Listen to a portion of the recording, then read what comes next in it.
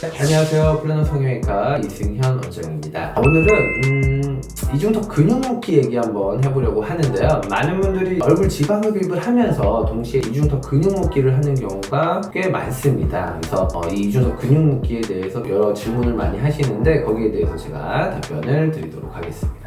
우선 흉터 얘기 많이 하시는데요. 이중턱 근육 묶기를 하려면 한 1cm 정도 턱끝 아랫부분에 절개가 좀 들어가게 됩니다. 그러다 보니까 이제 수술이 끝나고 나면은 이제 그 부위가 약간 불그스름하게 조금 보이긴 하는데 시간이 지나면 정말 많이 흐려져요. 그래서 나중에는 거의 눈에 띄지 않고요. 그리고 턱끝 아래다 보니까 턱끝 뼈 아래에 어떻게 보면 정면에서 봤을 때 약간 숨겨지게끔 저희가 절개가 들어가기 때문에 내가 고개를 이렇게 들지 않는 이상은 흉터가 그렇게 보이지 않는다는 점 처음부터도 그러니까 너무 걱정 안 하셔도 되겠습니다.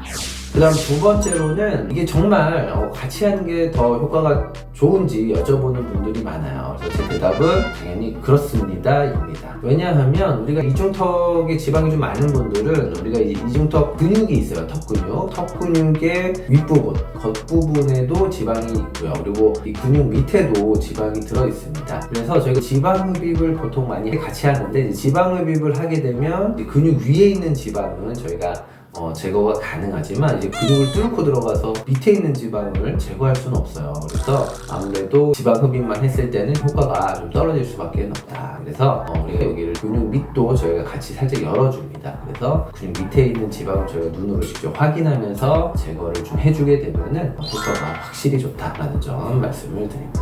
그 다음 세 번째로는 근육 묶기를 어떻게 하는지에 대해서도 많이 질문을 하시는 것 같아요. 근육 묶기는 저는 크게 두 가지 방식으로 하고 있습니다. 우선 첫 번째는 주로 중년분들, 좀 나이가 있으신 분들은 보통 세월이 지나면 이렇게 세로로 목주름이 이렇게 생기게 됩니다. 이 세로주름이 있는 분들은 이게 근육이 약간 이렇게 벌어지면서 생기는 것이기 때문에 저희가 이제 이 벌어진 근육을 서로 이렇게 실로 묶어서 가운데로 이렇게 모아드려요. 그러면은 세로로 이렇게 생겼던 줄이 가운데로 모아지면서 주름이 사라지게 됩니다. 그래서 세로주름은 모아주는 방식으로 근육 묶기를 하게 되고요. 그 다음에 두 번째, 세로주름은 없이 젊은 분들은 지방도 지방이지만 근육이 늘어지면서 이렇게 좀 턱선이 라인이 무뎌지는 그런 경우이기 때문에 이런 분들은 근육을 여기 만져지는 뼈에다가 딱 걸어서 앞으로 당겨서 걸어서를 저희가 딱 붙여드립니다. 이 뼈에다가. 그러면 또 근육이 뼈에 딱 붙으면서 확실히 턱선이 살아나는 효과를 내게 됩니다. 그래서 이 주름의 방향과 또 나이에 따라서 다르게 근육 묶기를 해야 된다는 점. 케이스 사진 한번 보겠습니다.